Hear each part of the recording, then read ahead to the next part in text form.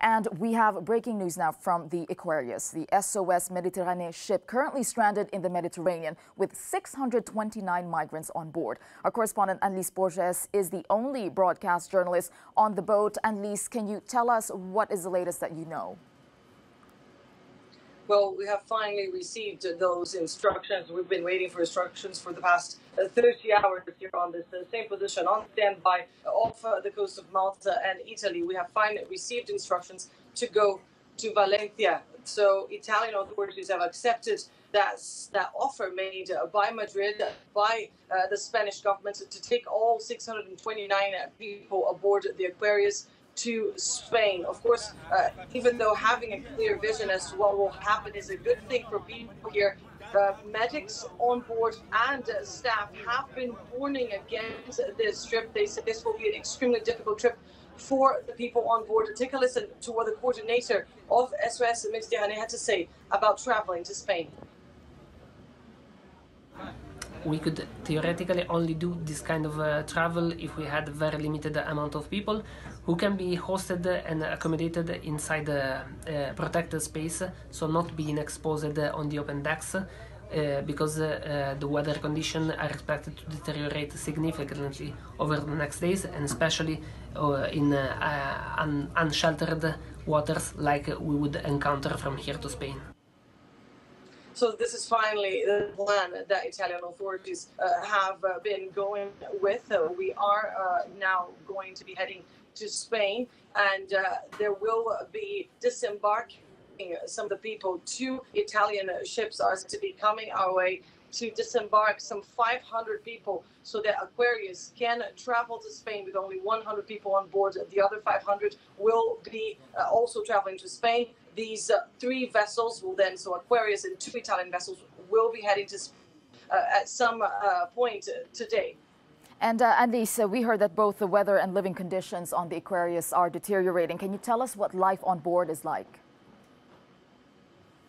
Well, life on board has been really difficult. Everyone, the people who have been rescued, of course, they are extremely tired. They had spent several hours at sea prior to being rescued. And over the last 30 hours or so that we have been waiting to learn what would happen to them, the situation has been really difficult because, of course, there's a lot of uncertainty. Many people on board were very scared about the possibility of returning to Libya.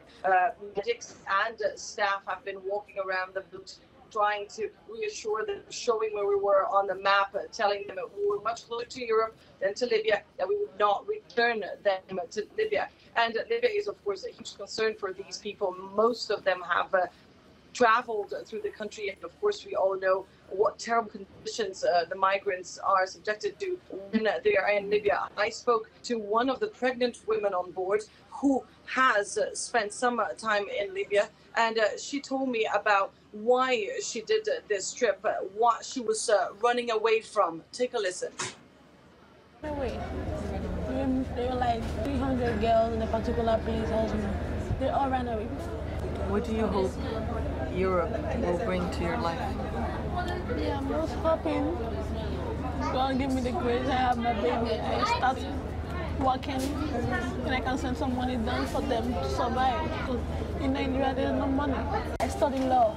You studied law. You want to be a lawyer? Yeah. What do you I want to help. I want to stop Boko Haram when I become a lawyer. When I go there and stop them, stop killing people. 629 people on board and 629 people with dreams, with aspirations. Whether or not they will actually reach shore, reach those dreams is anyone's guess at this stage. We are instructed then by Italian authorities to head to Spain. This is supposed to happen at some point today. As we speak, this ship, the Aquarius, is being loaded with supplies that are being delivered by the Italian Coast Guard. All right, thank you for that, correspondent Annelise Borges. Thank you. Italy's interior minister has cried victory over Spain's decision to take in the stranded migrants. And for more on that, NBC News' Claudio Lavanga joins me live from Rome. Claudio, Matteo Salvini, he's challenging the EU with this stance, isn't he? What is he hoping to achieve? Well, Tessa, it's becoming increasingly clear that the life of the 629 migrants on board the Aquarius have been used by the Interior Minister Matteo Salvini as pawns in a game of chess between Italy and the European Union. A game that now Salvini, as you said he won after Spain opened its ports to the ship, because he doesn't see that decision by Spain as a humanitarian act, but a response to his call for Europe to do more to share the burden of migrants rescued in the Mediterranean. Right after Spain opened its ports, Tessa, he tweeted yesterday, "Victory" in big capital letters. Also, during a press conference yesterday, he said that raising his voice paid off, and that also that is not the end of it, but only the beginning, Tessa. All right, thank you for that, Claudio Lavanga, live for us in Rome.